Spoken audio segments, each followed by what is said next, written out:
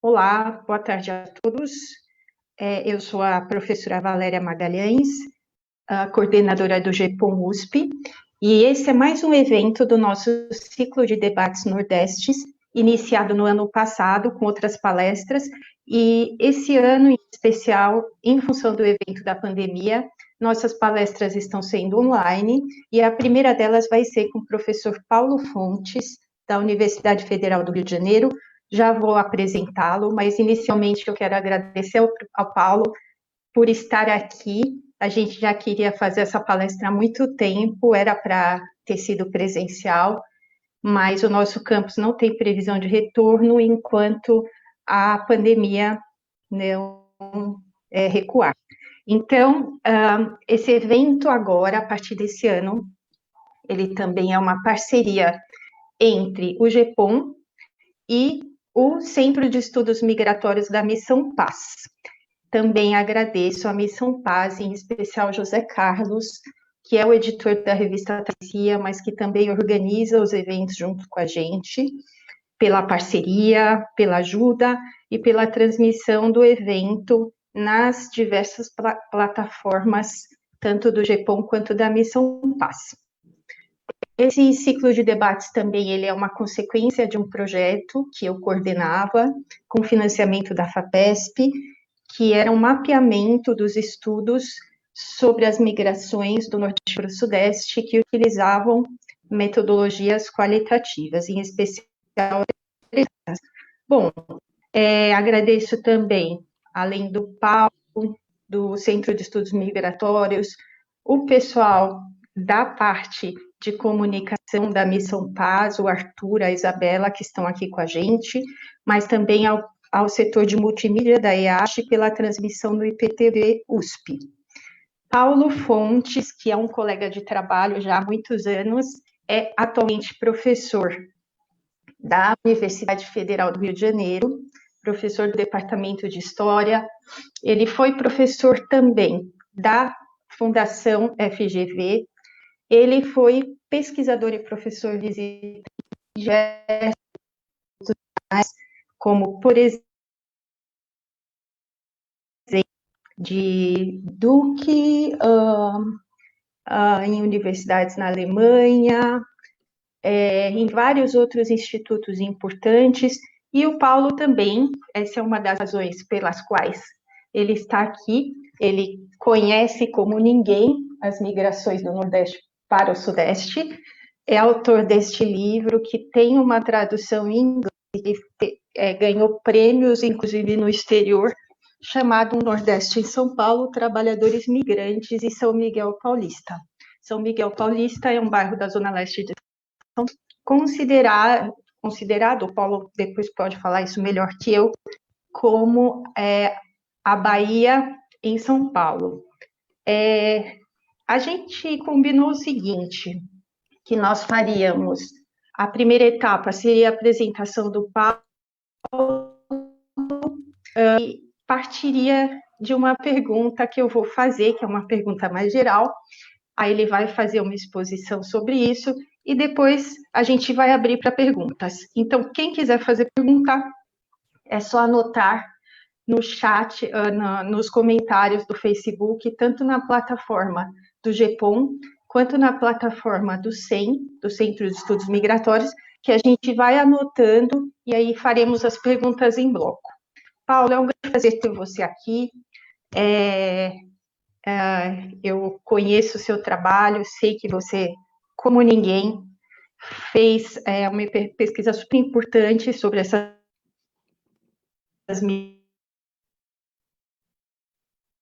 migrações. Depois você pode seguir o caminho que você quiser. Eu gostaria que, a partir das suas pesquisas, você falasse um pouco sobre migrações do Nordeste para São Paulo no pós-Segunda Guerra. Agora, veja, por que pós-Segunda Guerra? Porque a gente sabe que elas vão começar lá no finalzinho do século XIX e vão perpassar todo o século XX. Então, só isso já daria uma boa discussão. Mas, além disso, eu gostaria que você desse uma ênfase na importância dessas migrações do Nordeste para São Paulo na formação da classe trabalhadora, que esse eu sei que é o seu tema de estudos. E, além disso, que se você pudesse falar brevemente sobre as relações entre essas migrações do Nordeste para o Sudeste com as questões de classe social e de raça que estão ali no título dessa palestra, tá bom? E, claro, se você tiver tempo de falar um pouquinho, se der tempo, da importância dessas migrações para a formação dos bairros periféricos, se relacionaram em termos de migrações e formação da classe trabalhadora, aí eu acho que seria bem interessante. Bom, Paulo, passo a palavra a você. Super obrigada. Estamos felizes com a sua presença. Eu que agradeço. Boa tarde a todos e todas que estão nos acompanhando. Espero que estejam me ouvindo bem. Se houver alguma falha aí, me avisem. A gente cria alguma alternativa. Esse novo mundo chamado novo normal do home office, do contato via Zoom, sempre, enfim, trai a gente aí com surpresas. Então, se houver qualquer problema, por favor, me avisem. Espero que vocês estejam me ouvindo bem. Bem, então, em primeiro lugar, eu queria agradecer ao GEPOM,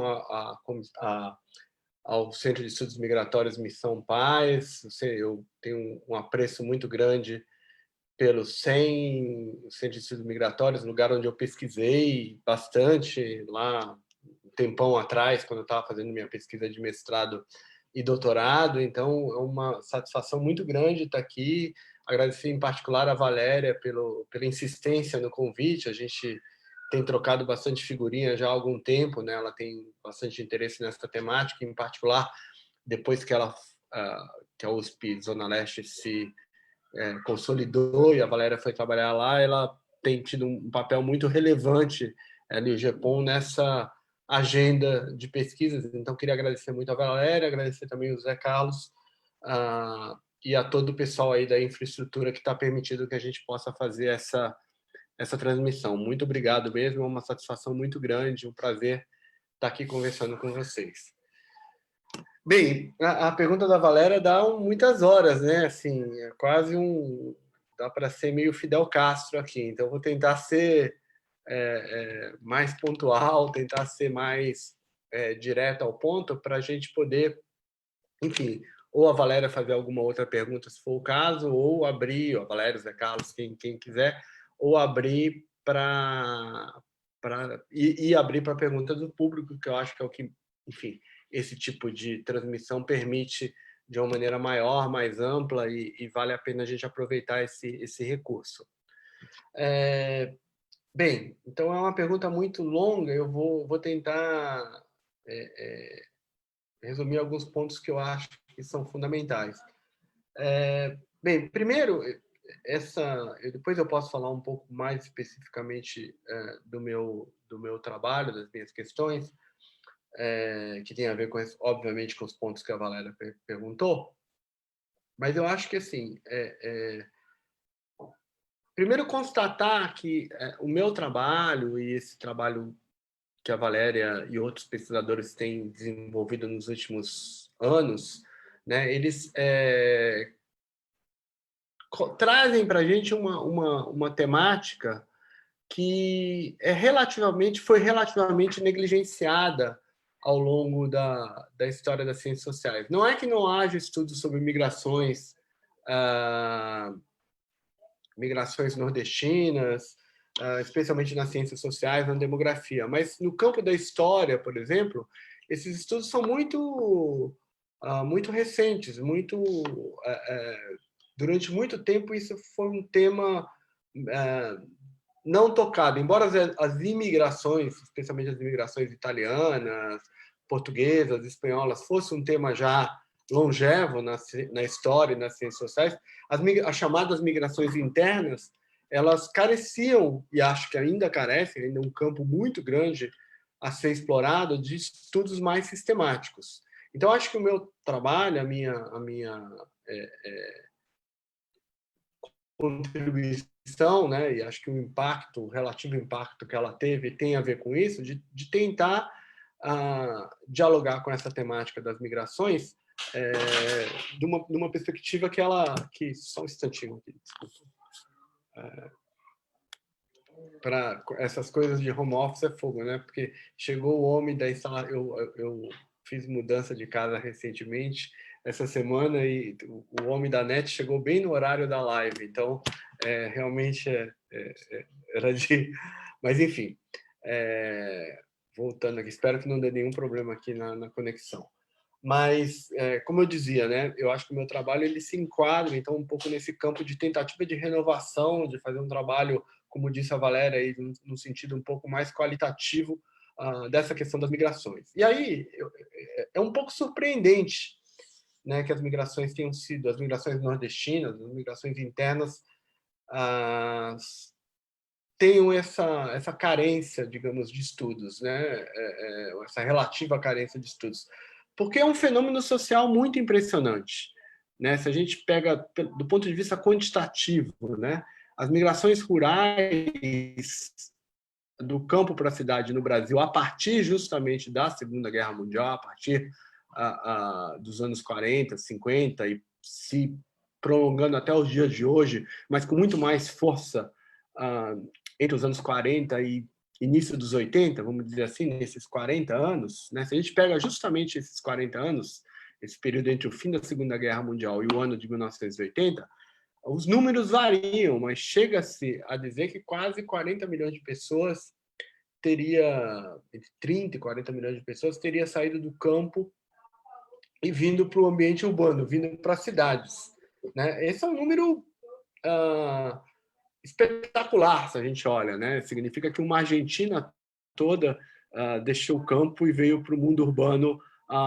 no espaço de uma geração. Para vocês terem uma ideia, né, é provavelmente o maior fluxo migratório interno no século XX em todo o mundo. Né? Agora, no século XXI, com a urbanização intensa de países como Índia e China, certamente esses números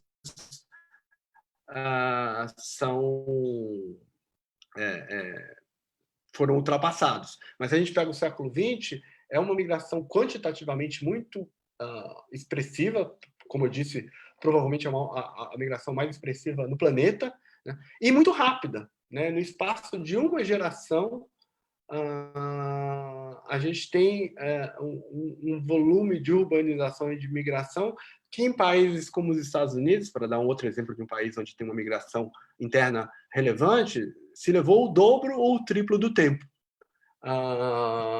Então, é um fenômeno social absolutamente central, e não é à toa que a Valéria me pergunta sobre questões como raça, classe, urbanização, porque é um fenômeno social absolutamente central para a gente entender o Brasil moderno, o Brasil contemporâneo, e as relações com fenômenos como industrialização, formação de classe, relações raciais, urbanização. Então, me parece, sem entender, sem dar a devida atenção ao tema da migração interna, e dentro da migração interna, obviamente, a migração nordestina, eu já vou falar mais disso, ela ganha uma simbologia muito grande, mas sem entender o fenômeno das migrações internas em geral, a gente entende muito pouco desse país. Então, eu queria começar dizendo isso. É um tema, a meu ver, ainda relativamente subestimado nas análises nas ciências sociais, e é bom que a gente tenha o GEPON, que outras instituições, o CEN nem se fala, porque é um órgão pioneiro, né? A biblioteca do CEN é sem dúvida fundamental, né, para qualquer pesquisador que se interesse por esse tema. Então, primeiro isso, acho que destacar a relevância e a importância das migrações internas, né, para entender o Brasil contemporâneo. E a relativa, digamos, negligência das ciências sociais, e em particular da história, da historiografia, em relação a esse tema. Segundo, também, dentro desse aspecto geral das migrações internas, né, a gente pode percorrer muitas possibilidades, mas eu diria que a migração nordestina para São Paulo, ou para a região metropolitana de São Paulo, para a gente ampliar um pouquinho, né, São Paulo e os municípios ao redor, ela ganhou, digamos, uma certa centralidade, é uma migração arquétipica, né? Ela virou o símbolo desse processo que eu estou falando, né? Os nordestinos saindo do Nordeste para vir para São Paulo, etc., virou um certo clássico, né? Vamos dizer assim, nesse imaginário sobre as migrações internas. Então, se a gente pega o cinema, a literatura, as artes, se a gente pega o campo das artes em geral, da música, certamente, né? O tropicalismo, por exemplo, tem vários, de Tom Zé, a Gil, a Caetano, todos eles, em alguma música ou em várias músicas, relataram, né, esse fenômeno da migração para São Paulo, né? Você pega o clássico lá do Caetano Sampa, por exemplo, é uma música de imigrante, né? Se a gente parar para prestar atenção, né? Se a gente pega, então, esse imaginário, né, o Nordeste, os nordestinos vindo para São Paulo, se tornaram quase que um arquétipo desse fenômeno maior da migração interna no Brasil. E, enfim, e dentro disso, esse fenômeno se deu com uma intensidade muito grande a partir da Segunda Guerra Mundial. Então, tentando chegar na primeira pergunta, depois desse longo preâmbulo, chegar um pouco na pergunta da Valéria, né? Para eu falar um pouco da importância dessa migração e um pouco como que ela está associada a relações de classe e relações raciais. Bem, primeiro, acho que tem que entender, né, que por que é nesse momento, né? Tem várias... não há um fator único que explique o fenômeno da migração, né? Primeira coisa, acho que a destacar é isso, né? Há, digamos, no senso comum e em parte da literatura, uma certa visão que eu diria que acabou por destacar os aspectos mais... na falta de palavra melhor, a gente pode discutir isso depois, me foge uma palavra melhor agora, mas mais os aspectos, digamos, econômicos e estruturais desse processo, que são básicos, é verdade, né? A região Nordeste passa por uma crise, especialmente os setores, as regiões de maior expulsão migratória, passa por uma crise econômica na economia agrícola, muito intensa, a partir que é uma crise que já vem de muito tempo, do final do século XIX, a rigor, mas ela se intensifica no pós-guerra, né? E a gente sabe que no pós-guerra, desde antes, mas especialmente no pós-guerra, uma industrialização agora já de tipo fordista, né? Associada aí ao nacional, as políticas nacional desenvolvimentistas que vieram da era Vargas e que tiveram em São Paulo seu núcleo fundamental de desenvolvimento, né? Então você tem uma relação muito grande também nesse aspecto, digamos, estrutural da economia do país, né? Dessa desigualdade regional, que é um tema-chave para entender a migração, e entender essa desigualdade regional não como na chave que foi muito compreendida entre atraso e progresso, né? Então, o Nordeste como lugar do atraso e São Paulo como lugar do progresso, essa é a chave tradicional, a chave do senso comum, mas entender isso como, digamos, dois lados da mesma moeda, né? Como um certo desenvolvimento desigual e combinado, aí, ou para usar o Francisco de Oliveira, né? Como parte, né? Dois lados da mesma moeda, né? O chamado atraso, ele só é atraso, ele precisa existir para que o progresso, o chamado progresso, possa existir também. Então, essas coisas estão combinadas, elas não são lineares, no sentido que o Nordeste ficou para trás e São Paulo que ficou para frente. Mas, enfim, as explicações tradicionais, elas enfatizaram, enfim, as explicações enfatizavam muito esse lado estrutural, que é um lado chave, sem dúvida, né? Mas elas são, digamos, insuficientes, me parece, e elas acabam levando para uma explicação de tipo muito unívoco, no sentido que leva a que o papel dos atores sociais, o papel dos próprios migrantes, seja um papel que seja subestimado ou, muitas vezes, até soterrado nessa visão. Então, nessa visão, acaba-se por pensar os migrantes apenas como cifras, então, como um número de pessoas que desesperadamente sairiam de uma região assolada pela crise econômica, que se somaria à seca, né, as condições ecológicas. Então, é bom lembrar, né, a década de 50 é uma década em que você tem 3 grandes secas no Nordeste. Então, é fato que essas secas têm um papel, digamos, no imaginário muito grande, né? Então, esses nordestinos, essas famílias nordestinas desesperadas, saindo de uma situação de miséria e de seca e de condições ecológicas completamente ruins, né? E vindo para um lugar do progresso, do desenvolvimento industrial em busca de melhores condições.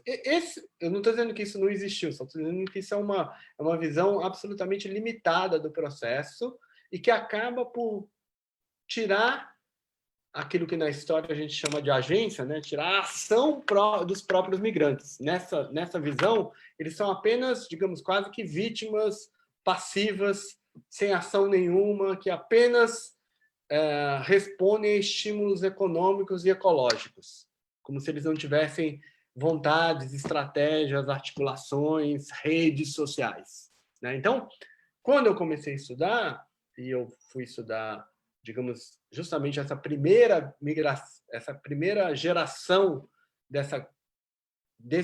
do que a gente pode chamar de grande migração, que é essa pós Segunda Guerra Mundial, né? A maior parte do imaginário, a maior parte das publicações, a maior parte da visão, do senso comum, era essa que eu acabei de falar. Então, razões de ordem econômica e estrutural que levavam pessoas a desesperadamente fugir do Nordeste e vir para São Paulo, e essas pessoas nem nomeadas eram cifras, números, né? Então, uns 30 milhões, não sei o quê, esse tipo de coisa. Então, eu na verdade, cheguei no tema da migração pelo tema da história social do trabalho. Eu sou, antes de tudo, né, um historiador do trabalho, um historiador interessado nas relações de trabalho, interessado nos processos de industrialização em São Paulo, interessado nos processos de formação de classe. Como eu estava pesquisando São Miguel Paulista, o meu primeiro estudo no mestrado foi um estudo sobre uma fábrica importante, que ainda existe, mas que não é já tão importante quanto foi lá na região de São Miguel Paulista, chamada Nitroquímica. Foi um estudo um pouco clássico sobre relações fabris. Eu estava interessado... Essa fábrica é uma fábrica que foi construída, né, por 2 lideranças importantes dos chamados capitães da indústria paulista, o Horácio Laffer e o José Hermílio de Moraes, né, pai depois do Antônio Hermílio de Moraes, que viria a ser também um empresário bem famoso. O Horácio Laffer é pai do outro Horácio Laffer, que também viria a ser famoso. Então, são dinastias de empresários muito conhecidos, muito bem sucedidos em São Paulo, e eles criam a nitroquímica no final dos anos 30, né? Eles importam numa associação muito grande com o Estado varguista, né? A nitroquímica surge como para ser uma espécie de grande empresa química nacional para fornecer insumos para a industrialização brasileira. Ela nunca chegou a ser isso, mas esse era o projeto inicial. E eu estava interessado, então, nas ambiguidades dessa empresa, né? É uma empresa que acaba por empregar na verdade, refundar o bairro de São Miguel Paulista, atrai uma série de trabalhadores para lá, muitos deles migrantes, né? E aí eu fui chegando no tema da migração, na verdade, a maioria deles migrantes nordestinos, então isso foi me instigando. E era uma fábrica que tinha uma ambiguidade muito grande, porque, de um lado, ela, digamos, se orgulhava de ter um serviço de assistência social, um serviço social tido como moderno, muito com uma série de serviços para os seus operários, né? Clube, casas, assistência médica, uma série de coisas desse tipo, mas, ao mesmo tempo, era uma fábrica onde as condições de trabalho eram extremamente precárias, onde a questão da saúde sempre foi um problema muito grande, a questão dos gases, a questão das explosões. Então, havia essa ambiguidade entre uma fábrica, digamos, com o que na literatura a gente chama de paternalismo industrial, e um serviço social muito intenso. Vocês me ouvem? Só porque eu tô falando aqui para a tela preta, então eu nunca sei se vocês estão me ouvindo. Espero que esteja tudo bem. Qualquer coisa, me avisem aqui. E eu peço para a Valéria também me avisar do tempo para eu não me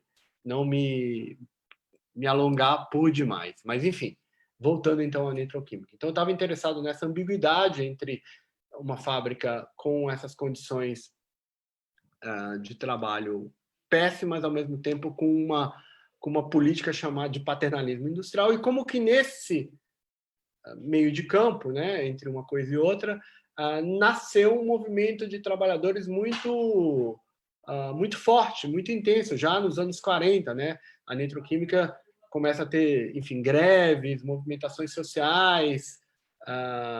Ela foi, por exemplo, a principal célula fabril do Partido Comunista nos anos 40, né? O Partido Comunista que emergiu como uma força muito importante ali nos anos 40. A nitroquímica em São Miguel era um dos lugares de maior visibilidade do Partido Comunista na cidade de São Paulo, né? Então, Luiz Carlos, figuras históricas famosas ligadas ao comunismo frequentavam muito São Miguel, então o próprio Prestes, Carlos Marighella, Jorge Amado, todos eles têm relação com o bairro de São Miguel. Mas quando eu acabei o mestrado, então acho que foi um estudo que também foi publicado, etc., chama Trabalhadores e Cidadãos, né? Eu costumo dizer, né, que eu saí da fábrica e fui para o bairro, né? Porque eu estava essa questão toda da migração me pareceu chave naquela altura, né? Eu estava interessado, começou a me interessar muito essa questão da migração dos nordestinos, de ser uma fábrica com um grande contingente de nordestinos, de ser uma fábrica e um bairro que se estruturou e começa a ser chamado, né? O nome do bairro era São Miguel Paulista, mas no imaginário da cidade de São Paulo nos anos 40 e 50, ele era chamado de São Miguel Baiano, São Miguel da Bahia, Bahia Nova, né? Tinha toda essa discussão sobre a presença nordestina, de nordestinos em São Miguel, que estava se configurando como um bairro nordestino na capital paulista. Então, foi por aí que eu fui adentrando as discussões da migração. E eu diria, para sintetizar e dar tempo de outras perguntas, que eu acho que o meu estudo tem 3 temáticas, 4, para eu pegar a questão da urbanização, que talvez respondam algumas das questões que a Valéria colocou. A primeira é a migração em si. Eu logo me coloquei em questionamento a essa visão estrutural sobre a migração. Eu estava interessado na história daquelas pessoas. Por que elas migravam? Quais eram as motivações delas, na perspectiva delas, não apenas nos fatores econômicos e estruturais, mas qual era a lógica migratória dessas pessoas. E logo eu pude... É um trabalho que se baseia muito em história oral, mas não só em história oral, ele tem toda uma pesquisa que é muito vasta em documentação da polícia política, em jornais, em documentação administrativa da cidade de São Paulo, em documentação da empresa. Então, foi uma pesquisa muito densa, eu acho. Eu logo pude perceber, na verdade, que as redes sociais, os migrantes, eles não migravam de maneira atabalhoada, não migravam de maneira desesperada, fugindo. Essa era uma imagem muito mais, digamos, construída do que efetivamente a lógica migratória. A lógica migratória é uma lógica muito mais estudada, muito mais articulada, muito mais baseada nas redes sociais desses migrantes, nas redes familiares e nas redes comunitárias. A migração tinha uma lógica, tinha uma economia política da migração que era feita pelos próprios migrantes. Eles tentavam, obviamente, em relações assimétricas, mergulhados nesse novo mundo da industrialização, tudo isso, mas eles tinham vontades e desejos e articulavam essas vontades e desejos em estratégias migratórias. E essas estratégias, fundamentalmente, passavam pela família e pela comunidade de origem, pelos lugarejos, aldeias, vilarejos, pequenas cidades no Nordeste. Né? Então, portanto, tinha toda uma lógica que passava pela troca de correspondências, por informações, troca de informações, por saber como é que estava o mercado de trabalho em São Paulo, por uma lógica que passava pela família, né? Invariavelmente, né? O filho mais velho, né? O homem, né, migrava e se articulava com primos, com amigos, com conterrâneos. Então, isso tinha na cidade de São Paulo espaços, né, espaços estratégicos para essas articulações, que passavam, por exemplo, pelas pensões, né, como um espaço de recepção, que era um espaço muito mais do que de recepção, espaço de informação, de troca de agenciamento de emprego, de explicar o que é viver na grande cidade, o que era pegar uma carteira o que era criar uma carteira de trabalho, todas as condições fundamentais para você viver, para você sair do campo e vir para a cidade.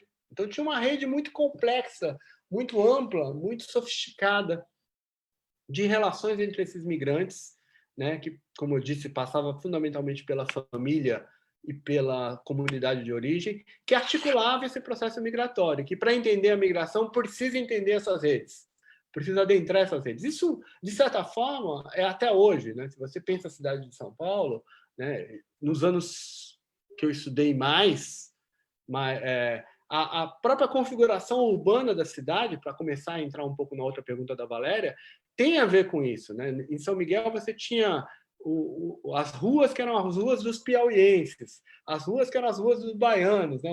A própria configuração do bairro se estruturava um pouco em torno dessas redes familiares e comunitárias. Né? As pessoas... tem uma pesquisa feita em 1970, perdão, em 80, falando da década de 70, que mostra que 78% dos migrantes moravam perto de familiares e conterrâneos na cidade de São Paulo. Né? O que é um número extraordinário, que mostra muito essa lógica que eu estou tentando aqui mostrar para vocês. Então, o primeiro aspecto que eu tentei destacar no meu trabalho, que acho que responde um pouco a primeira pergunta da Valéria, é o papel, a agência, a ação dos próprios migrantes no processo migratório e como essa ação está articulada em redes sociais, em estratégias migratórias.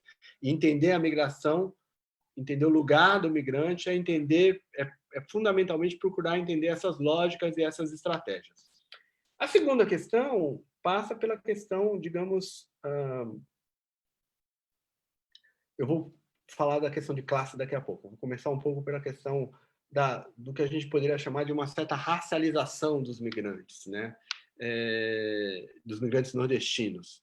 E aí acho que cabe uma discussão importante, né, sobre estudar a primeira geração dessa grande leva migratória foi importante, eu acho, porque ela mostrou o primeiro choque desses migrantes com a cidade de São Paulo. Né? Primeiro, pensar que a São Paulo de 1950 era fundamentalmente uma cidade de grande maioria de população branca. Né? Óbvio que é uma população negra ancestral que já vinha e que estava localizada geograficamente, muitas vezes, Barra Funda, né? Você tem vários bairros, né? Na região da Zona Norte, que até hoje é uma região com grande presença de negros na cidade de São Paulo. Mas essa população negra que vinha, que era descendente ancestral, que é uma população, por exemplo, que o Florestan Fernandes estudou com grande maestria, né? É uma população que vinha do século XIX, descendentes dessa população, então de paulistas, né? de negros paulistas. Essa população ela tinha, digamos, de certa forma, do ponto de vista quantitativo, ela tinha diminuído proporcionalmente em relação às grandes levas migratórias europeias que tinham tomado conta da cidade a partir do final do século XIX. Então, a percentagem, segundo o censo de 1950, é que São Paulo tinha uma população de 85% de brancos, segundo os dados do censo, que sempre são dados que a gente pode questionar, etc. Mas o ponto é que chega essa população nordestina, que em grande medida é uma população de não brancos, né? Você tem afrodescendentes, mas você também tem uma população de mistura de afrodescendentes com indígenas, né? Um pouco esse mundo do caboclo, do cafuso, né? Desses termos que se usa para falar da população sertaneja nordestina, né? Que não que é uma população bastante miscigenada e que a gente pode chamar de uma população não branca, né? Certamente é uma população não branca, etnicamente falando. Então, acho que primeiro tem aí vários confrontos, né? Um primeiro confronto é um confronto dessa chegada massiva dessa população e dos conflitos que isso gera no tecido social da cidade, né? Então, as famosas piadas de baiano, o Francisco Viafó tem um artigo sobre isso, que ele relata, elas começam justamente nos anos 50, né? Começar a chamar o nordestino como um todo na cidade de São Paulo de baiano, ela começa a se estruturar justamente nessa época. Há as disputas também no próprio mercado de trabalho, né? Mas isso eu vou falar um pouquinho já. O que eu queria dizer é que vai se configurando, né, eu acho, uma certa racialização dessa população nordestina, né? Esse termo baiano, que é um termo que começa a ser usado de maneira indistinta para se referir ao migrante nordestino, é um termo que pega, né? Até hoje é usado, e ele é usado para falar, ele não é um termo que diz respeito exclusivamente à origem, né? A gente sabe que muitos dos baianos não são baianos, né? Vem de... Perdão. Vem dos mais distintos lugares. E a gente sabe também que ele não é só um gentilicio, não é só uma referência a um local. Ele é muito mais do que isso, é uma referência a um jeito de ser, a um modo de ser, a uma forma de existir.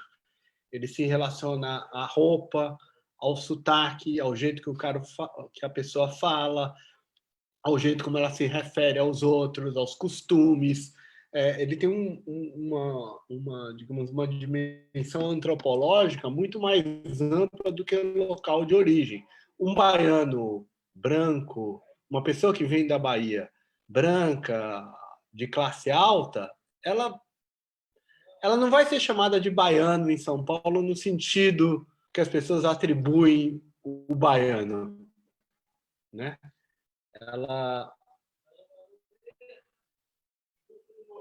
Oi, vocês me ouvem? Deu aqui que a minha conexão está instável.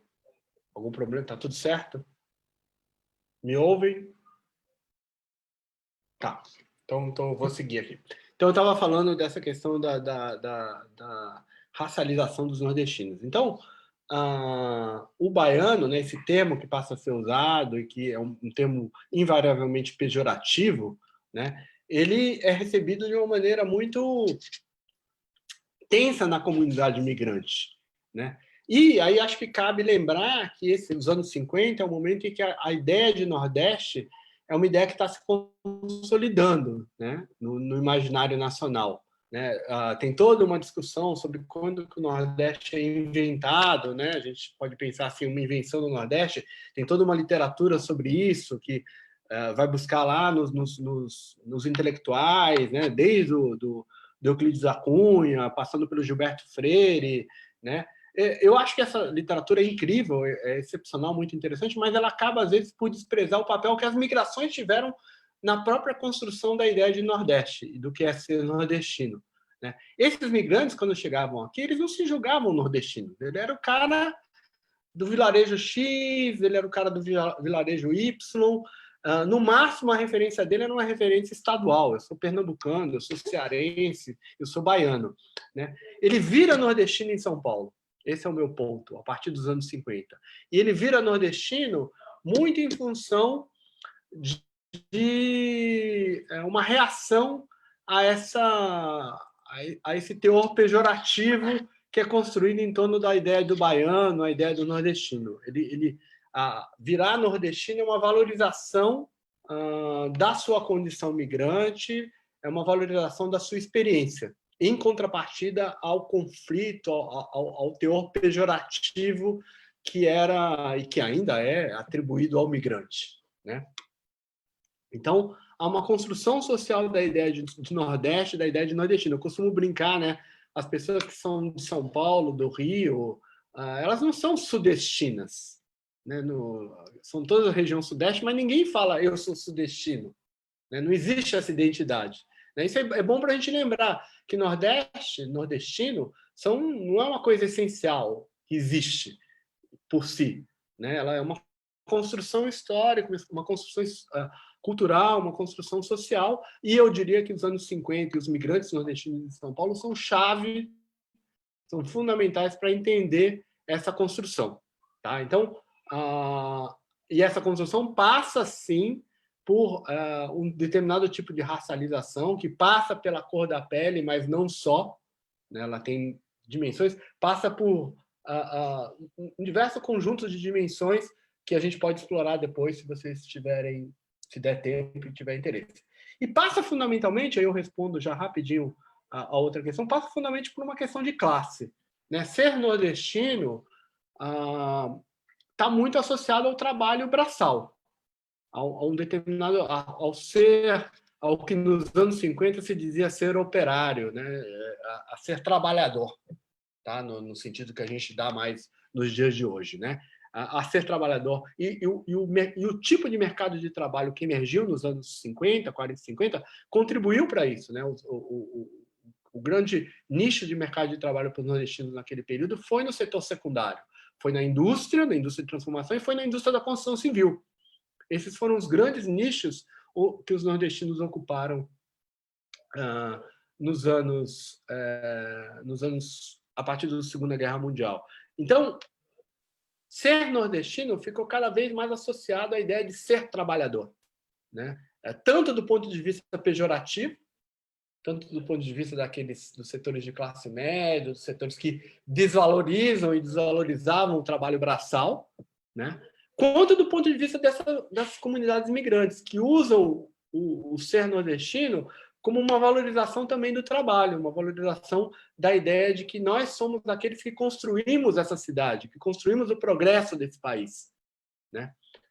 Então, essa é uma relação muito imbricada entre origem regional, a racialização dessa origem regional e relações de classe, né? No caso paulista, isso foi muito imbricado e eu acho que ainda é até hoje, né?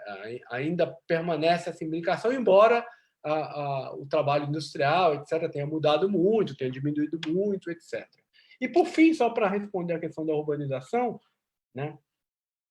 Essa grande leva de imigrantes chega em São Paulo num momento em que a cidade está mudando muito a sua geografia urbana, né? É um processo muito complexo, mas assim que os urbanistas chamam de periferização, né? De padrão periférico de crescimento, né? O primeiro entorno industrial, né? Os bairros aí na zona leste da Moca, do Brás, até ali mais ou menos do Tatuapé, né? Eles vão se expandindo para núcleos que já existiam ou que começam a existir para além. Então, Penha, São Miguel, que já existiam, ou núcleos novos que vão se configurando.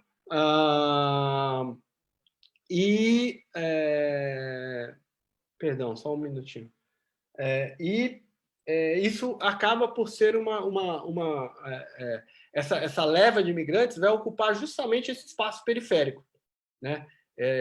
Desses novos trabalhadores, há uma expulsão, digamos, das classes trabalhadoras dessas regiões mais centrais, que vão se tornar, mesmo essas regiões que não eram centrais, tipo Moca, Brás, vão se tornando regiões consideradas mais centrais, e os migrantes vão ocupando muito esse espaço. Então, não é à toa que a Zona Leste, por exemplo, vai ser uma região fundamentalmente ocupada por essa migração nordestina, mas também setores da Zona Sul.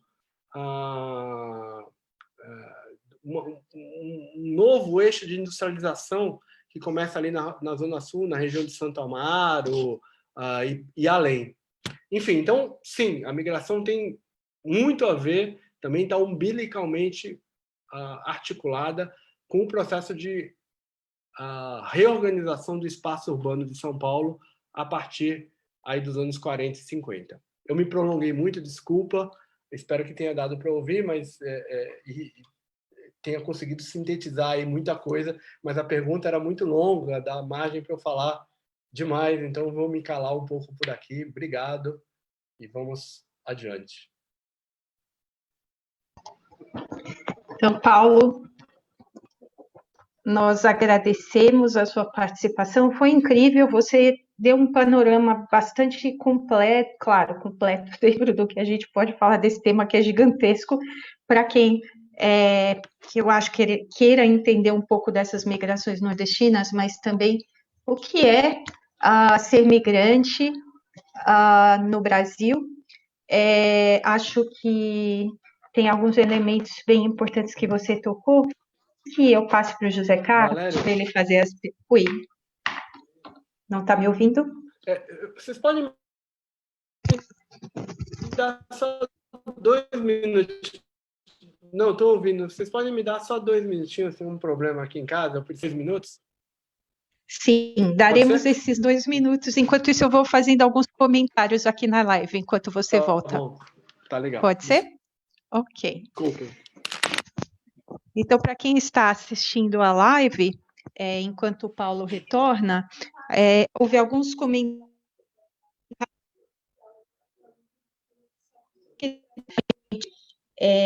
Há, de fato, os estudos migratórios no Brasil têm privilegiado as migrações internacionais em detrimento das migrações internas, que foi um elemento que eu constatei nessa última pesquisa, que foi um levantamento sobre esses trabalhos do Nordeste para o Sudeste. Outro ponto levantado que eu acho que foi fundamental aqui foi falar dos estereótipos que são construídos a respeito dessa população, dos migrantes nordestinos na região Sudeste, em especial em São Paulo, então com algumas generalizações constituídas como, por exemplo, o baiano aqui, ou Paraíba, lá no Rio de Janeiro, então generalizações que não correspondem à diversidade que esses grupos carregam. E, ao mesmo tempo, acho que o Paulo adicionou alguns elementos, como, por exemplo, a racialização, né, a associação desses grupos de nordestinos com, por exemplo, a classe trabalhadora, mas também com certos atributos de características físicas. E outro elemento importante dessa fala foi justamente tentar tirar a ideia de que todo migrante nordestino, que, aliás, os nordestinos vieram, já sendo nordestino um termo bastante generalizante, bastante homogeneizador, e a gente sabe que nordestino não existe, como o Paulo bem apontou, as migrações nordestinas são muito diferentes entre si, as motivações, inclusive há estudos que mostram, por exemplo, características específicas de certas partes do Nordeste.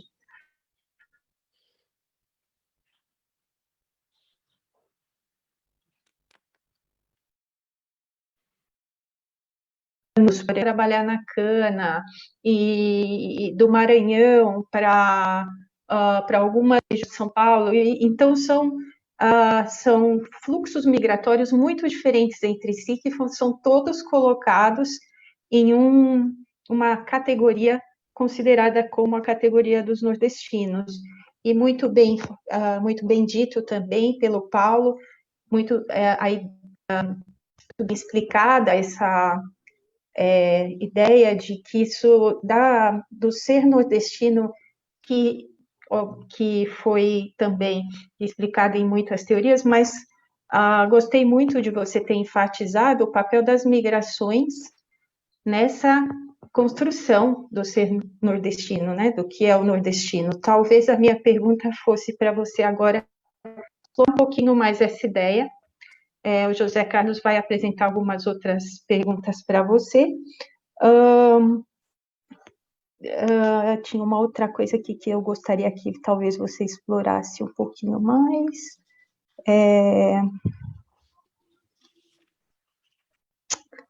Tá, eu acho que, Paulo, eu tenho várias perguntas, mas eu vou esperar primeiro o José Carlos falar, porque depende do tempo que vai levar. Se der tempo, eu ainda vou fazer mais umas duas perguntas, tá? Eu agradeço muito a sua participação e, de fato, espero que sensibilize novos estudantes. A gente tem já alguns alunos de mestrado no nosso grupo fazendo pesquisa sobre essas migrações, mas eu acho que quanto mais esse problema ele é tratado como uma questão de pesquisa, ele sensibiliza futuros pesquisadores para as migrações. Se você puder, se der tempo de você falar brevemente sobre as diferenças entre as migrações do Nordeste para o Sul, pré-Segunda Guerra e pós-Segunda Guerra, também seria interessante, mas só se der tempo, tá bom, Paulo? Então, muito obrigada. Vou passar para o José Carlos. José Carlos, você está aí? Sim, Valéria, estou por aqui. Paulo, parabéns pela ótima exposição que você fez, abordando aí questões, né, muito importantes mesmo para conhecer mais profundamente esses processos migratórios, né, da região Nordeste aqui para a região Sul. E como você bem disse, para compreender mais profundamente, no fundo da alma, né, o Brasil contemporâneo, né? Acho que é muito bem acertado quando você diz é impossível compreender de maneira minimamente adequada o Brasil hoje sem compreender esses processos migratórios internos. Antes aí de já fazer aqui as perguntas, né, que as pessoas fizeram, que estão nos acompanhando, quer dizer, o Dirceu Cucci, que trabalhou no Centro de Estudos Migratórios, acho que quando você fez trabalho lá, ele está nos acompanhando e te manda um grande abraço, tá? E quero também aqui saudar as pessoas que estão nos acompanhando pela web rádio Migrantes da Missão Paz São Paulo, e que, diferentemente das pessoas que nos acompanham pelas plataformas do Facebook, do GEPOM, da Missão Paz, da revista Travessia, essas pessoas podem fazer perguntas e comentários, e o pessoal que nos acompanha neste momento na web rádio Migrantes, eles não podem fazer comentários, né, porque não há um canal aberto para isso na web rádio. Mas no Facebook da Web Rádio Migrantes há esse canal aberto e, se vocês têm acesso, podem fazer ali suas perguntas e comentários. Bom, destacar também que há pessoas nos acompanhando de diversas partes do território brasileiro, né? Pessoas nos acompanhando aqui de São Paulo, da região metropolitana, muita gente. A professora Sandra Bordignon nos acompanhando lá de Chapecó, em Santa Catarina. José Roberto dos Santos nos acompanhando no Rio de Janeiro, onde você está. Pessoas nos acompanhando também na Bahia, no Piauí, no Maranhão, na Paraíba, no Pernambuco, enfim, há muitas pessoas nos acompanhando. Um abraço para vocês. É o seguinte, Paulo, nós temos aqui duas perguntas de imediato. Uma é da Bruna Mineu Antônio. Ela diz o seguinte: existem discussões que apontam possíveis razões do porquê a migração interna, no caso, as migrações nordestinas, mesmo com a importância que o professor destacou, elas foram menos exploradas pela universidade com relação a outras migrações que ocorreram no país, né? Então, assim, há uma razão para isso. E uma segunda pergunta da Daisy Perelmutter, né? Ela diz o seguinte: como seriam chamados estes brancos da elite nordestina? Eles próprios corroboraram este preconceito? E depois eu também teria uma pergunta, mas é se der tempo, né? Nós temos aí cerca de 30 minutos, né, Valéria? Então eu passo a bola novamente para vocês. Beleza. Sou eu já? Posso ir? Bem, muito obrigado. Desculpem aí esse intervalinho aí, teve um problema aqui, mas já está resolvido, espero. Obrigado pelas questões, obrigado pela audiência. Um abraço para o Disseu, muito bom saber dele, muito legal. De fato, alguém que me ajudou muito, muito bom. Grande abraço. Bem, vou começar um pouco pela pergunta da Valéria, né? Se eu entendi bem um pouco, eu explorar um pouco mais essa questão do ser nordestino, né? Do papel da construção dessa identidade nordestina, do papel dos migrantes, né? Bem, então, acho que vou tentar ser sintético, mas há toda uma literatura, né, que destaca, né, um pouco essa especificidade do Nordeste. Como eu disse, né, é uma região que tem uma identidade, onde foi construída uma identidade própria, né, e onde as pessoas, inclusive nós todos, o nome desse ciclo é Nordeste, etc. A gente usa isso de uma maneira bastante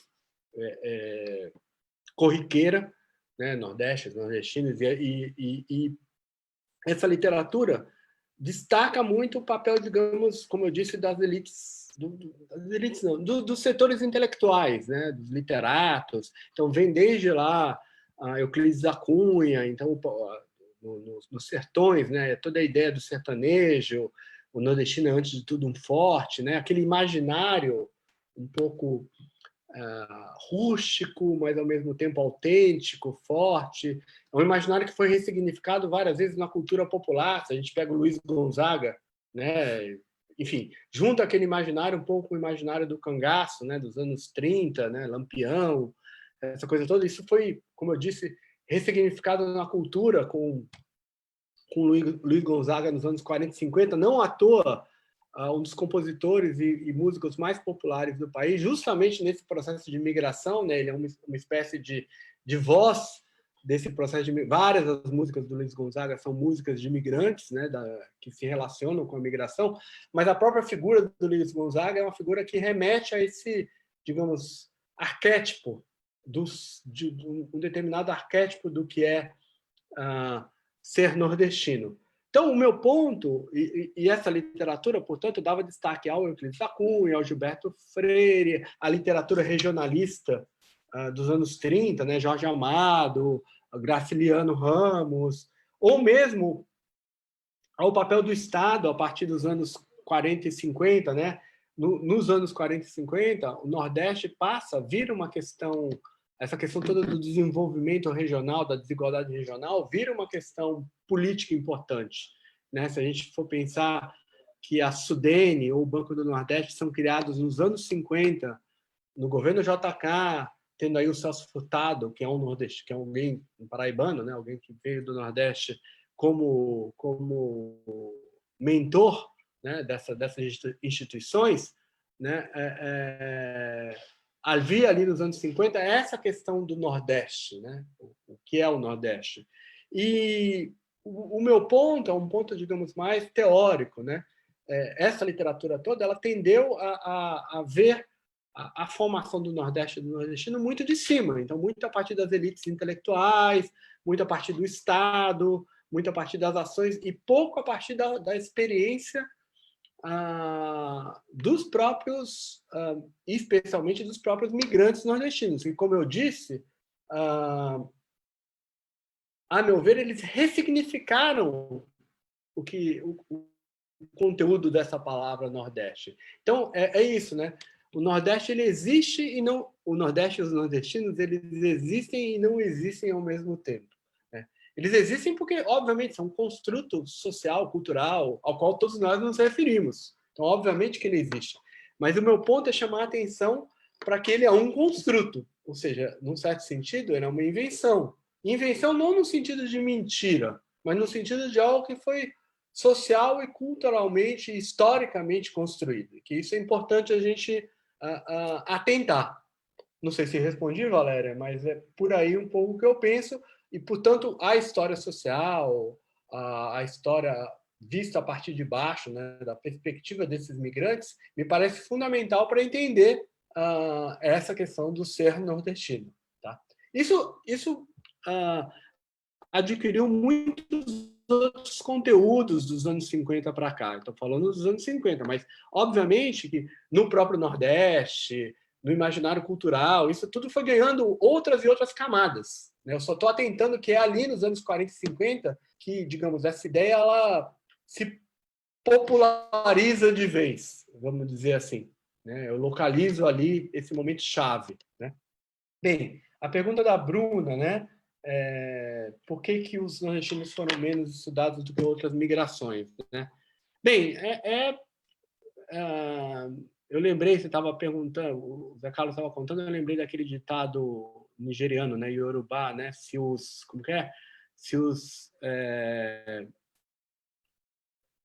me fugiu agora, mas é algo mais ou menos assim, né, se os leões tivessem seus historiadores, a história não seria contada só do ponto de vista dos caçadores, né?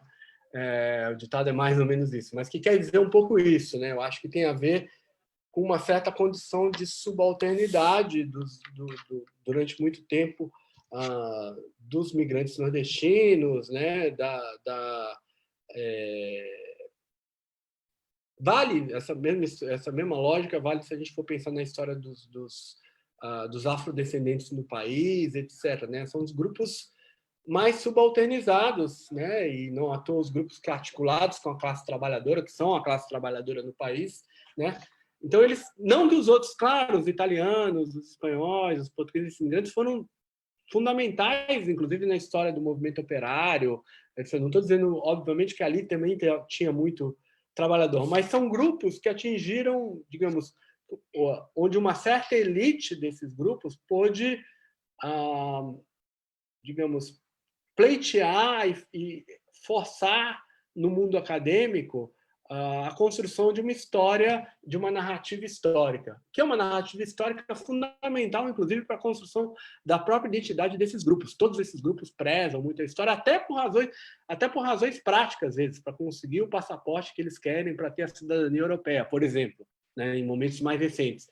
Mas acho que foi chave um pouco para a articulação identitária desses grupos imigrantes europeus. Os grupos e a academia reagiu, digamos, a isso de uma maneira mais porosa do que reagiu aos migrantes nordestinos. Mas isso, como eu falei, acho que está mudando. Acho que também tem a ver, desculpa, só para completar, com uma coisa que eu não falei, mas que eu queria destacar bem rapidinho, né?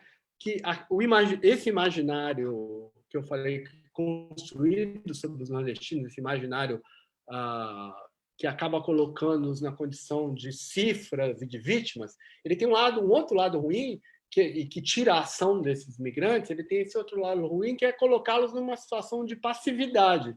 É como se esses migrantes não tivessem voz e ação própria, e acho que a literatura nas ciências sociais e na história comprou durante muito tempo essa visão, né? Acho que estudos como o meu, da Valéria, e outros estudos têm fundamentalmente questionado e mostrado a fundamental ação desses imigrantes nas lutas sociais desse país. Então, acho que tem a ver um pouco com isso. A outra questão, me fugiu o nome da pessoa que perguntou, peço desculpas, mas sobre a questão dos brancos, das elites brancas do Nordeste, né? Essa é uma questão, enfim, complexa, né? Eu não acho que não se trata, me parece, só de uma questão moral, né? Assim, embora a questão moral exista também, não vou negar, mas não é só assim por uma maldade dessas elites, etc. Tem uma questão estrutural. Acho que essas elites nordestinas, primeiro que elas são é curioso pensar, né? A gente não chama a migração dessas elites de migração, eles não são migrantes, né? Então, quando um filho de um latifundiário, um usineiro pernambucano vem estudar no Rio de Janeiro ou em São Paulo, ele não é migrante, ele é um estudante. A condição migrante parece que ela está associada, como eu falo, está muito associada à questão da classe, como eu falei, uma questão de classe, a questão do trabalho, especialmente do trabalho braçal, né? Então, há uma dissociação, né, dessa elite nordestina, majoritariamente branca, né? Ela não é só branca, mas majoritariamente branca, da condição migrante. Então, ela já está apartada dessa situação lá no próprio Nordeste, né? Quer dizer, a identidade nordestina não é uma identidade que necessariamente construa um elo com esse migrante, etc. Então, talvez os elos de classe, os elos de raça, os elos étnicos sejam elos superiores. Ela se identifique, às vezes, muito mais com a elite paulista, a elite carioca, do que com seus próprios conterrâneos em Pernambuco, na Paraíba, seja lá onde for. Então, acho que há essas... Isso, lógico, né, especialmente a partir da segunda metade do século XX, uma parte importante dessas elites são elites, digamos, secundárias no contexto nacional. Então, claro que isso abre margem para contestações, disputas, mas, no geral, eu diria isso. Acho que a identificação dela é com a sua condição de classe e raça, muito mais do que da sua origem regional. Eu respondi, eu acho.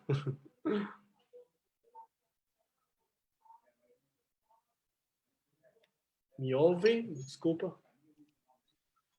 Oi, Paulo. Oi. Oi. Eu não sei se o José Carlos vai ainda acrescentar alguma pergunta. Eu acho que sim, pelo que eu vi aqui nos comentários. Bom, tem muitas perguntas, tá? Não sei quanto tempo a gente ainda tem,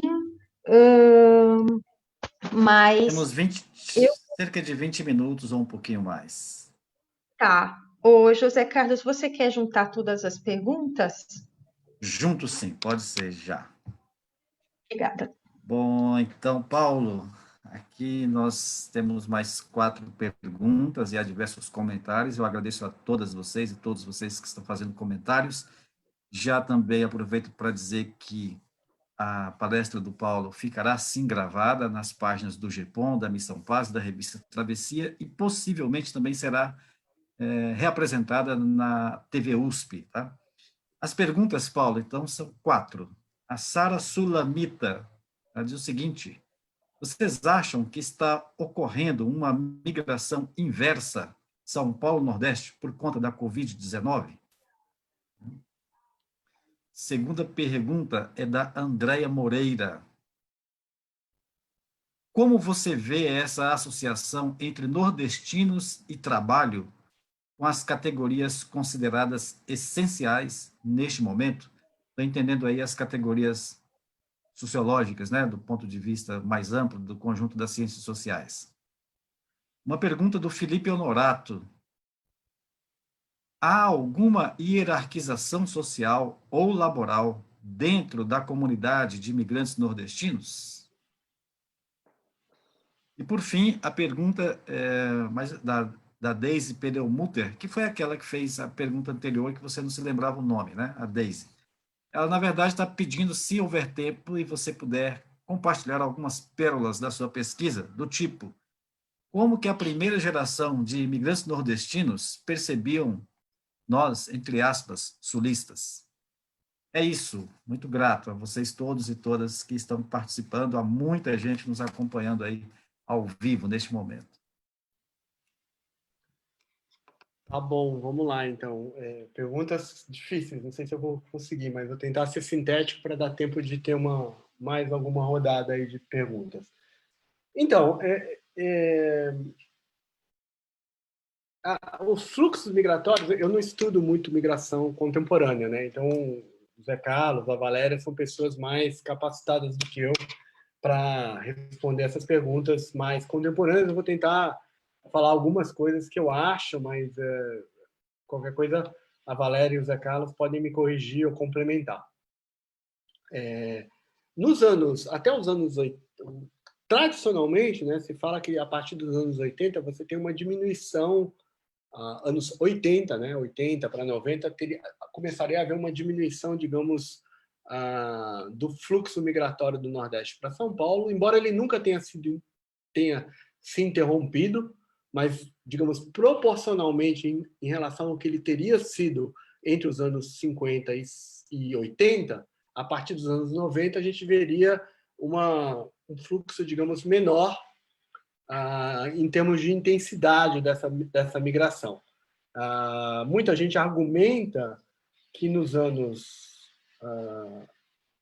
da era Lula, né, dos governos populares, democrático-populares, na primeira década do século XXI, né, com as políticas sociais, as políticas públicas que levaram a um crescimento econômico bastante grande da região Nordeste, né, que você teria isso afetado também os processos migratórios, porque, digamos, do ponto de vista de emprego e de condições econômicas, as condições do Nordeste estariam melhores nesse período, que muita gente, então, teria perdido de vista, especialmente na juventude, teria perdido de vista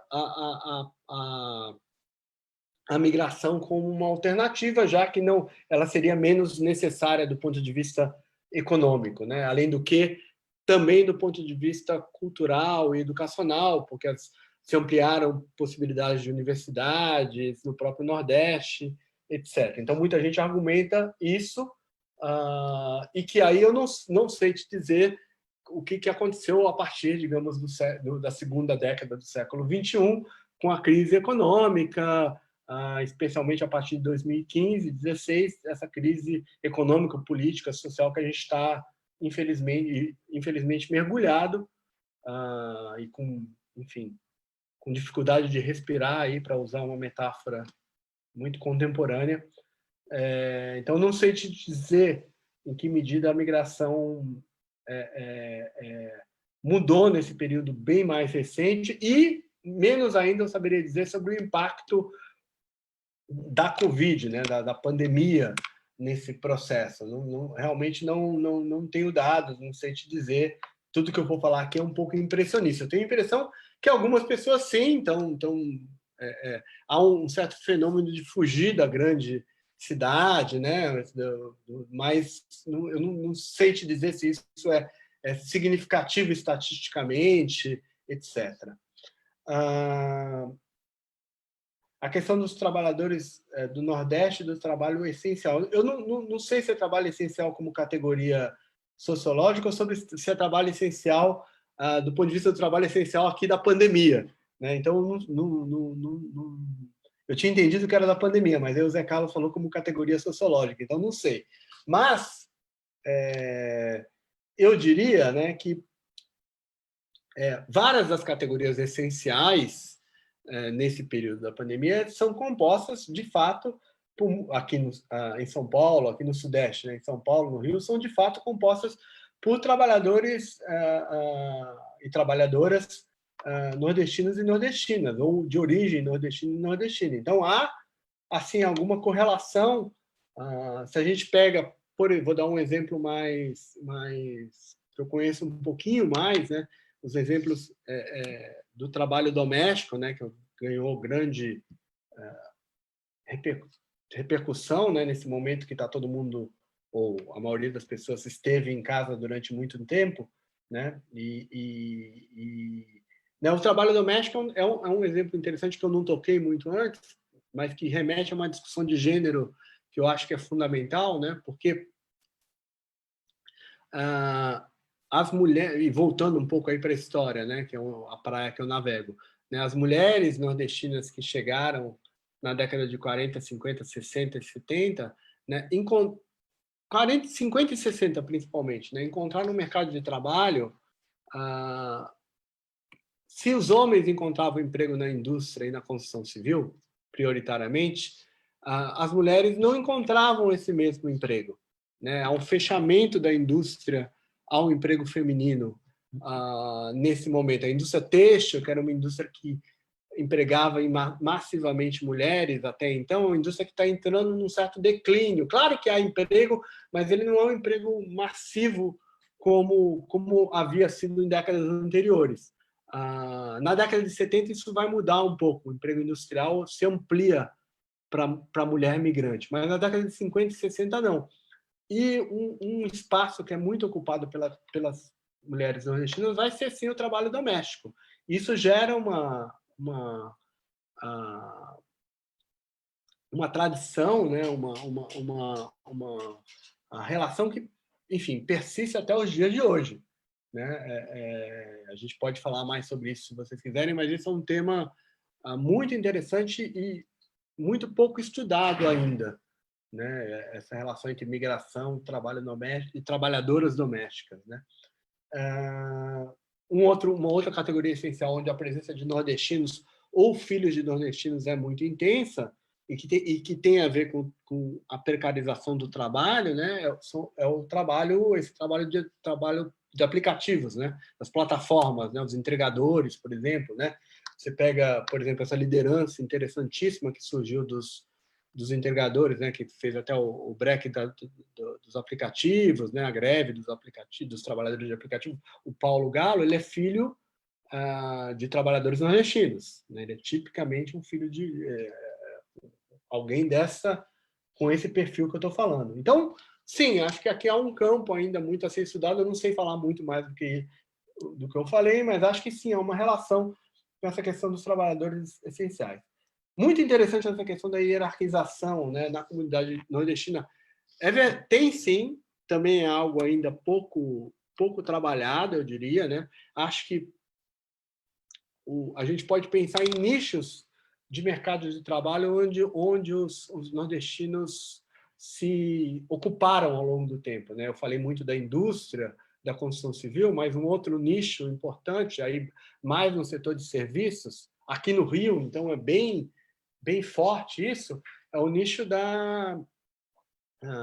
dos trabalhadores de prédios, né? Zeladores, porteiros, né? Esse tipo de serviço de cuidado que muitas vezes é um faz-tudo, né? Alguém que já teve algum tipo de experiência ou na construção civil ou na indústria, então ele é um cara que conserta as coisas do prédio, conserta coisa para os moradores, porque ele sabe fazer isso, né? Um perfil muito... Agora, as hierarquizações, né, ainda é um aspecto pouco estudado. Eu peguei algumas hierarquizações, sim, né, trabalhos que são considerados melhores ou piores, mas isso também varia muito ao longo do tempo, né, né, mas é algo que merece um estudo específico.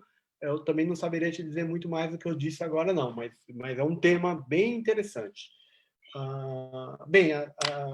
Falar um pouco como que os nordestinos viram os sulistas, essa é uma questão incrível, né? Tem muitas coisas nas entrevistas de história oral, né? Como que eles, as pequenas hierarquizações, as pequenas discriminações, né? Tem um relato que eu gosto muito de um senhor que ele me passou falando sobre ele queria namorar, se apaixonou por uma filha de um italiano lá em São Miguel, e o pai não queria deixar porque ele era nordestino, ele era baiano, né? E ele falava, ele usava sempre a expressão para falar do pai de sangue azul, né?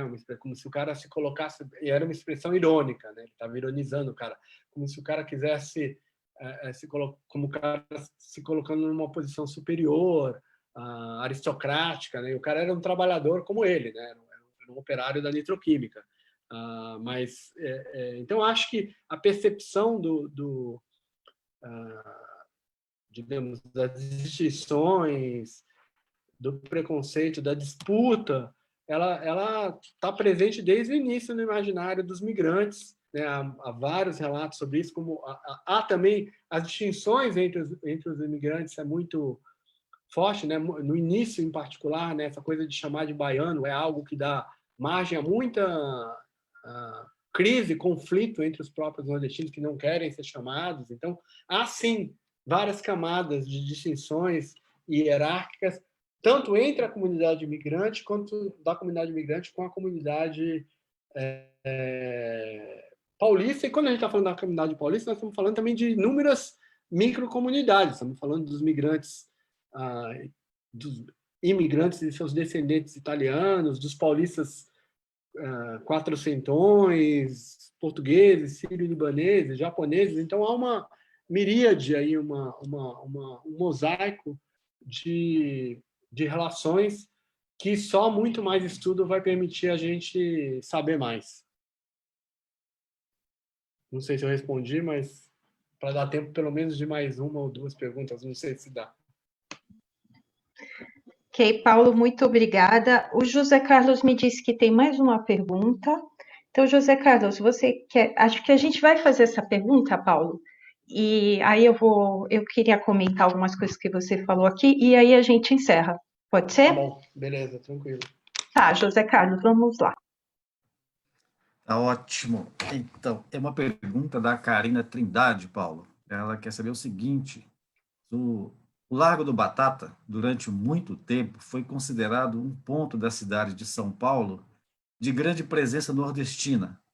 Só que durante os últimos anos vem sofrendo uma gentrificação muito forte.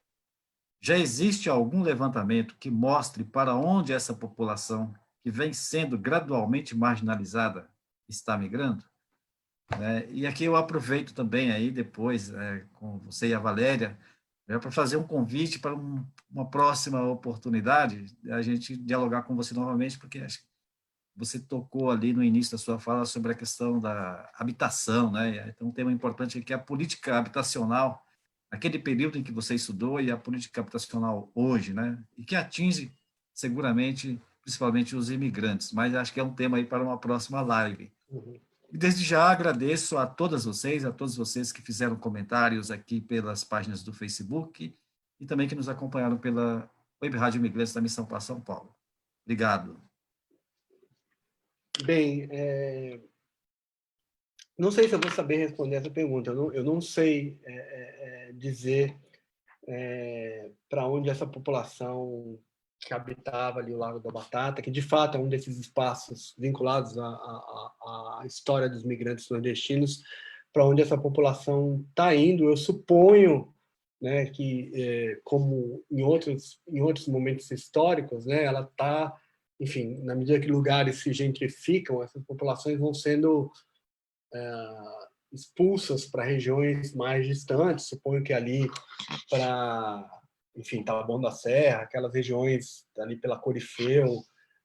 Apesar de eu morar no Rio, eu sou paulistano, né? Então eu conheço mais ou menos aí a geografia da cidade e enfim, imagino que nesse caso haja essa expulsão, que é uma expulsão, digamos, não necessariamente só física, né, no sentido de tirar as pessoas de maneira forçada, mas uma expulsão econômica, na medida que os preços aumentam, que as pessoas não podem mais pagar para morar ali, uma expulsão cultural também, na medida que os valores que estavam articulados àquela população e os espaços que estavam articulados em relação àquela população acabam sumindo, então isso acaba por expulsar essas pessoas desses lugares. Isso não é a primeira vez que acontece, né? A história da cidade é uma história pontuada desses espaços de reconfiguração e muitas vezes de expulsão de populações subalternizadas, né? Eu aproveito para fazer aqui uma pequena propaganda antes de encerrar, né? Que na UFRJ eu coordeno um laboratório de pesquisa que chama-se Laboratório de Estudos de História do Mundo do Trabalho, LEHMT, L-E-H-M-T,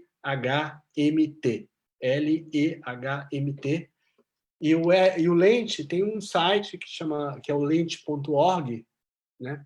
Que é um site que não é só de divulgação da nossa produção acadêmica, mas também é um site de divulgação científica na área da história do social do trabalho. Então, tem muito material lá para o grande público, material feito com muito rigor, com muito carinho, mas voltado aí para vários assuntos, né? E lá a gente tem uma seção que chama-se Lugares de Memória dos Trabalhadores, que é justamente para falar desses espaços, os espaços que os trabalhadores ocupam, desde fábrica até praças, passando por espaços de lazer, ao longo da história do Brasil. Então, a gente conta uma pequena biografia do lugar para falar da presença dos trabalhadores e trabalhadoras nesse espaço. Então, é uma sessão que tem a ver, a gente ainda não tem um artigo sobre o Largo da Batata, mas seria um ótimo espaço para a gente falar, né, o Lago da Batata. Mas tem do Brasil todo, né? É uma sessão que eu me orgulho muito, porque eu acho ela muito bacana. Mas tem outras sessões lá, tem vídeos sobre o que é a história do trabalho, tem uma sessão específica para professores e professoras que me ouvem, da rede básica, fundamental, ensino médio, ensino fundamental. Tem lá uma sessão voltada para professores para discutir como ensinar as questões de história do trabalho, como trabalhar essas questões em sala de aula. Então, faço aqui a propaganda lehmt.org, L-E-H-M-T, né, Laboratórios de Estudos de História dos Mundos do Trabalho.org. E desde já agradeço muitíssimo a Valéria, ao Zé Carlos e a todo mundo que fez pergunta, que se manifestou, que assistiu, pela oportunidade. Muito feliz de estar aqui. Espero que vocês tenham gostado, que eu tenha falado coisas que possam ser interessantes para vocês. Muitíssimo obrigado.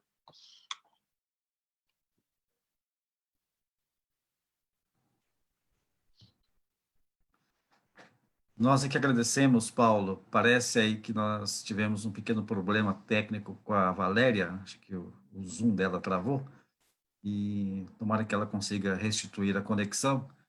E eu aproveito, então, para renovar os agradecimentos a você pela disponibilidade em participar e contribuir com esses seminários nordestes, né, que vem sendo organizado pelo GEPOM, com a coordenação da professora Valéria, e também agora com a parceria do Centro de Estudos Migratórios da Missão Paz São Paulo.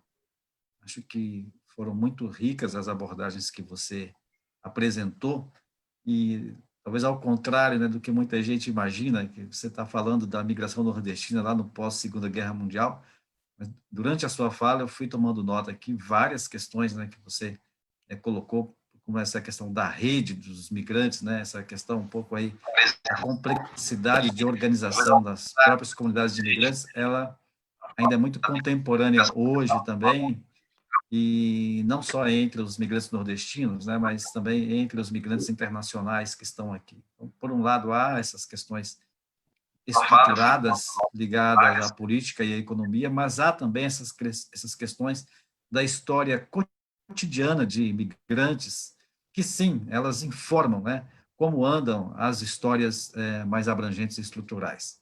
Parece que a Valéria já conseguiu restituir a conexão. Valéria, passo para você.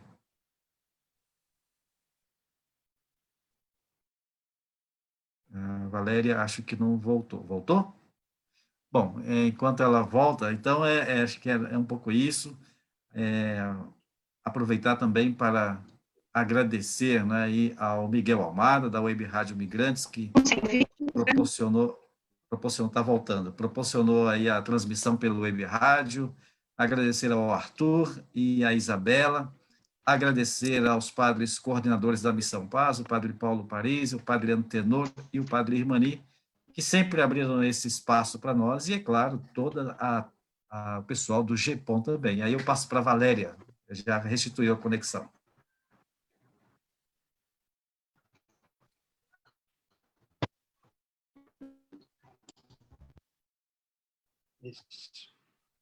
Acho que está com dificuldade lá, né? Paulo, então... Gente, assim, desculpe aí o problema,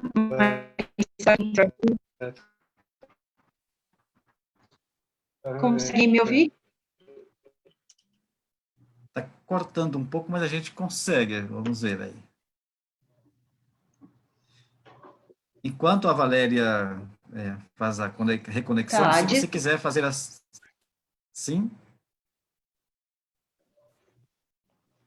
Acho que não. Se você quiser fazer as suas considerações finais... Mais ou menos, mas está cortando. Eu? Sim, por favor. Eu mesmo? Ah, tá. Não, eu já tinha... Eu achava que estava acabando antes.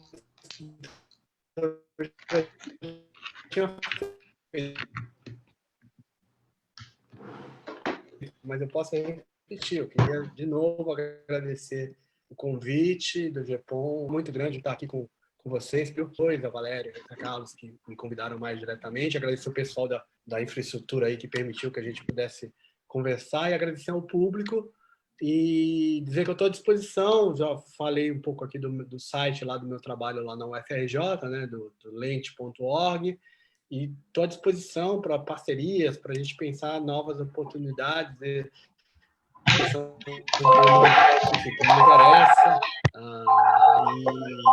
e de agradecer mesmo. Muito obrigado. Valéria, conseguiu alguma coisa?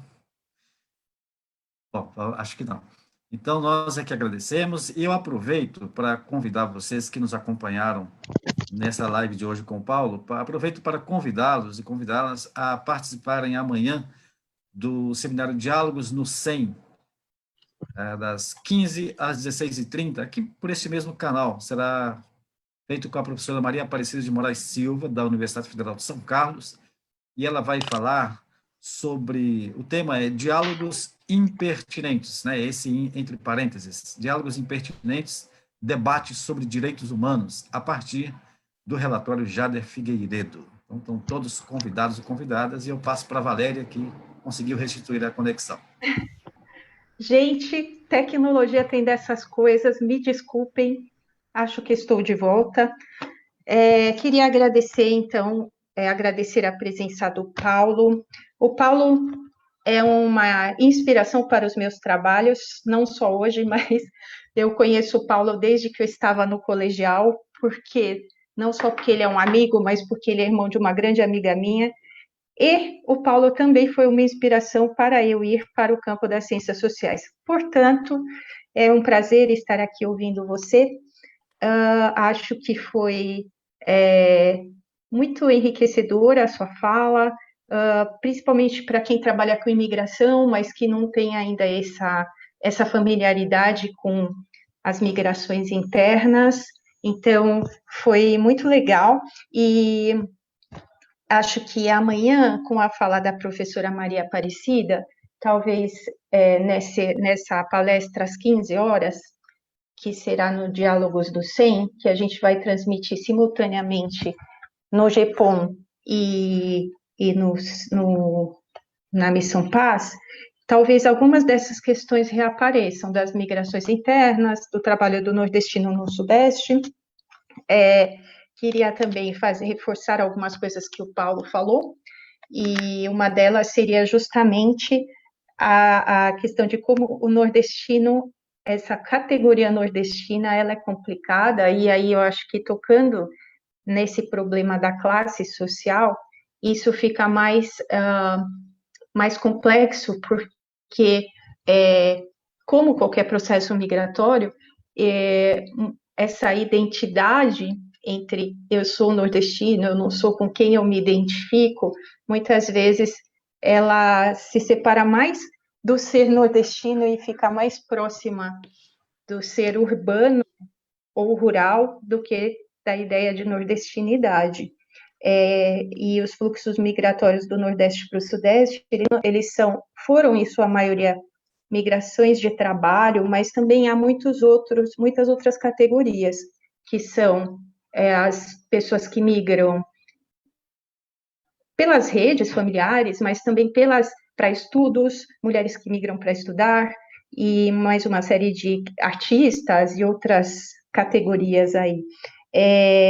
Também a própria categoria Nordeste, ela muitas vezes não coincide com a divisão regional do que é o Nordeste, porque fluxos migratórios do norte de Minas para São Paulo e para o Sudeste, eles são muito mais eles foram similares em termos de categorias de trabalho e tipos de migrações, transporte, etc., do que entre regiões do Nordeste. Então, a gente muitas vezes entende como nordestino pessoas que, na verdade, são do norte de Minas, né? Então, esses estereótipos do que é um nordestino, eles são bem mais complexos do que a constituição deles, essa generalização da categoria, ela não abarca toda a heterogeneidade desses grupos. Paulo, sobre o que você falou de como é essa migração atualmente, realmente é difícil para a gente responder, mas tem estudos da demografia, os demógrafos têm feito isso, explicar um pouco, como você bem disse, a partir das décadas de 80 e 90, o que aconteceu com esses fluxos. E parece que atualmente predominam as migrações sazonais do Nordeste para o Sudeste. Então, ainda existe um fluxo, mas muito mais caracterizado por migrações sazonais e as próprias migrações de rede. Mas é um trabalho que a gente, de fato, não faz porque é um trabalho demográfico. A gente acaba recorrendo a esses estudos demográficos para entender mais esses processos. Bom, então acho que é isso. Foi muito rica a sua exposição. Eu reforço o convite que o José Carlos fez para você voltar em um outro momento, para tocarmos em alguns outros aspectos dessas migrações internas, que eu acho que a gente poderia fazer, talvez setorizar a sua fala em um dos aspectos que possam caracterizar uma outra palestra, e seria muito rico. Então, José Carlos, vamos organizar isso. Ele pode vir, inclusive, para os Diálogos do 100 aí num outro momento. O Diálogos do 100 é outro grupo de palestras que nós organizamos juntos e que a Missão Paz já faz há muito tempo e estamos em parceria. Muito obrigada a você, muito obrigada ao José Carlos e a todos os participantes. A palestra do Paulo vai ficar disponível online. Os links estarão tanto na página do Facebook do GEPOM quanto do 100, e a gente vai pedir que fique também no IPTV USP e divulgaremos isso nas nossas páginas. Obrigada. Paulo, quer comentar alguma coisa?